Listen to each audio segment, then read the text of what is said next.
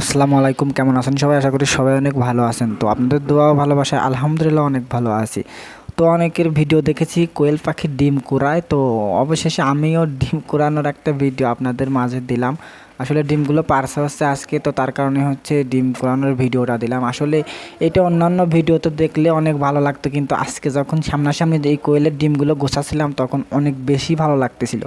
তো এইটার মজা আসলে আপনারা তখনই বুঝবেন যখন হচ্ছে একটা জিনিস 25 থেকে 30 দিন পালবেন, কিংবা 1 বছর থেকে 2 বছর যখন করবেন, মানে সেটার প্রতি একটা মায়া আসবে, তখনই আপনি এই জিনিসটা বুঝবেন। আসলে 30 থেকে 35 দিনে আমি অনেক বেশি ক্লোজ হয়ে গেছি এদের সাথে, কারণ যখন ইচ্ছা তখন এদের খাবার দিতে আসি, পানি দিতে আসি এবং তাদের সাথে হচ্ছে হাতে নিয়ে নাড়াচাড়া করি।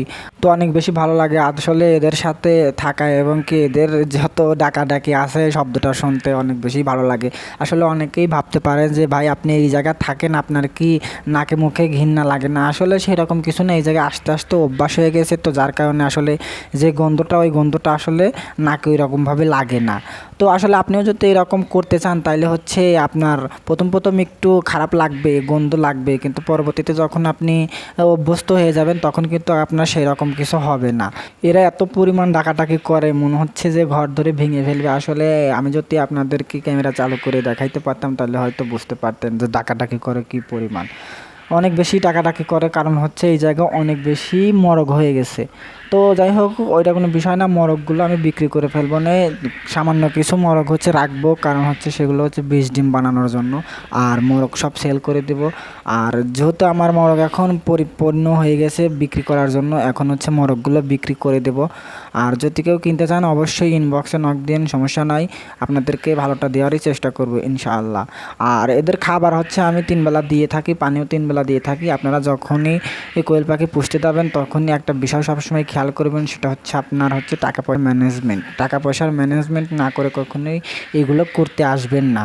এই কারণে এই কথাটা বললাম যে আমার হচ্ছে এই পর্যন্ত ডিমে আনতে আমার হচ্ছে 2 বস্তা খাবার খেয়ে ফেলেছে। তো 2 বস্তা খাবারের দাম হচ্ছে 6,000 টাকা। আপনারা যখনই এগুলো পালবেন তখনই হচ্ছে একটু টাকা পয়সার ম্যানেজমেন্ট করে নিয়ে পালার চেষ্টা করবেন, এক্ষেত্রে আপনাদের অনেক বেশি ভালো হবে।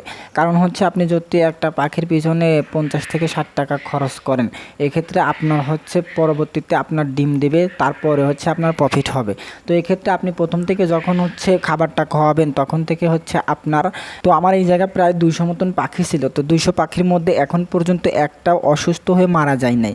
তো আমার কারণেই হচ্ছে 2টা বাচ্চা মারা গেছে, সেটা হচ্ছে আমি হচ্ছে একটা দরজা খুলতে গিয়ে ওইটা হচ্ছে দরজার নিচে মাথা চলে গেছিলো, তো যার কারণে হচ্ছে ওইটার ঘাড়ে সমস্যা হয়ে মারা গেছে। এবং কি আর একটা হচ্ছে আপনার শিয়ালে হক্কা দেওয়ার কারণে, তো যার কারণে মারা গেছে। তো এইটাই হচ্ছে আমার পাখি। আর পাখি হচ্ছে মরক পাখি এখন বর্তমানে আমি হচ্ছে চিনতে পারতেছি, যখন ছোট ছিল তখন একদমই চিনতে পারতেছিলাম না, আসলে ছোটোগুলো চেনা যায় না। তো এখন বড় হয়েছে, এখন হচ্ছে চিনতে পারতেছি। তো অনেকে হয়তো মরক পাখি তারপরে হচ্ছে মুরগি পাখি চিনতে পারেন না। তো এক্ষেত্রে ছোট্ট একটা উদাহরণ, সেটা হচ্ছে মরক পাখির গলার নিচে হচ্ছে লাল রং থাকে, মুরগি পাখির গলার নিচে ছাই রঙের কালো রং থাকে। তো আজকের ভিডিওটি এই পর্যন্ত, সবাই ভালো থাকবেন, সুস্থ থাকবেন, আর আমার জন্য দোয়া করবেন, আপনাদের জন্য দোয়া করি। আসসালামু আলাইকুম।